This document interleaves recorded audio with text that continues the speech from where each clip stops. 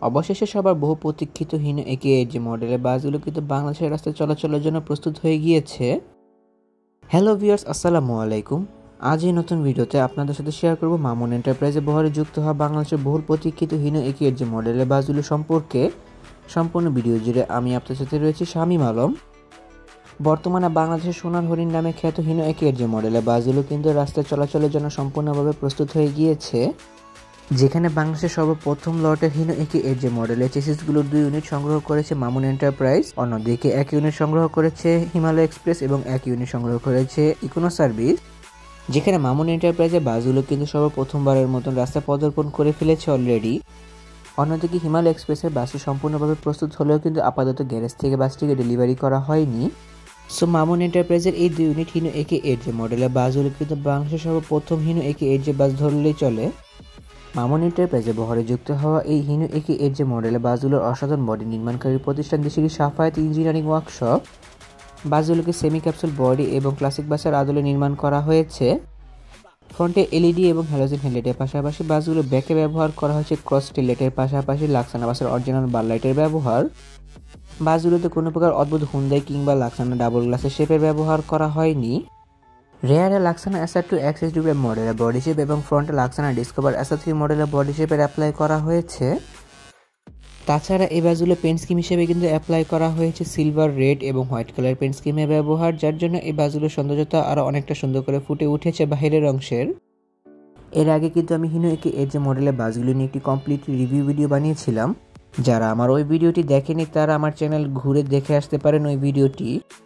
Overall আমি বলবো যে সাফায়েত ইঞ্জিনিয়ারিং ওয়ার্কশপ এই বাসগুলো ফ্রন্ট ব্যাক সাইড অসাধারণ বডি ফিনিশিং এবং কালার কম্বিনেশনের কাজের উদাহরণ দিতে পেরেছে এই বাসগুলো বডির উপর।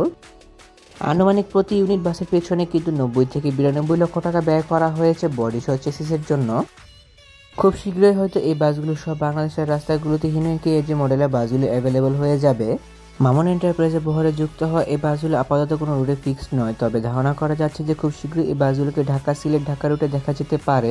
অনেক তো বাসগুলো বাইরের অংশে ঘুরে দেখলাম, চলুন এবার একটু 1 ইউনিট বাসের ভেতর থেকে ঘুরে আসা যাক। সাফায়েত ইঞ্জিনিয়ারিং ওয়ার্কশপ এই যে বাসগুলো ড্যাশবোর্ডের অনেক সুন্দর কাজের উদাহরণ দিতে পেরেছে, যেখানে এই সম্পূর্ণ গাড়িটি পরিচালনা করা সকল সরঞ্জামাদি ব্যবহার করা হয়েছে চালকের আওতাধীন।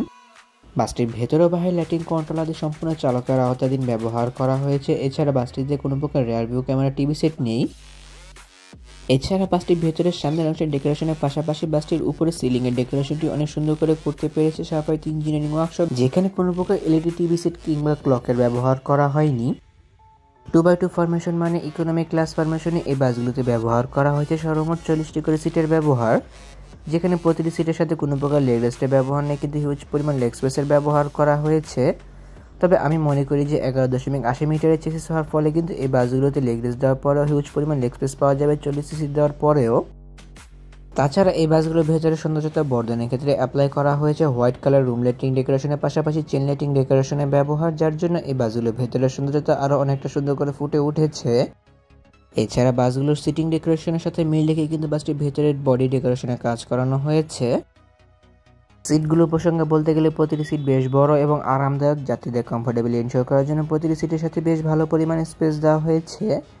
তাছাড়া প্রতিটি সিটের সামনে কিন্তু ব্যবহার করা হয়েছে হিউজ পরিমাণ লেগ স্পেসের ব্যবহার। প্রতিটি সিটের সাথে কিন্তু মখমল কাপড়ের ব্যবহার করা হয়েছে, যা এসি বাসের ক্ষেত্রে আমি বেশি প্রেফার করে থাকি। তাছাড়া লং টাইম ইউজ করার ক্ষেত্রে এই সিটগুলো নিয়ে যাত্রীদের কোনো প্রকার কমপ্লিমেন্ট থাকবে না বলে ধারণা করা যায়।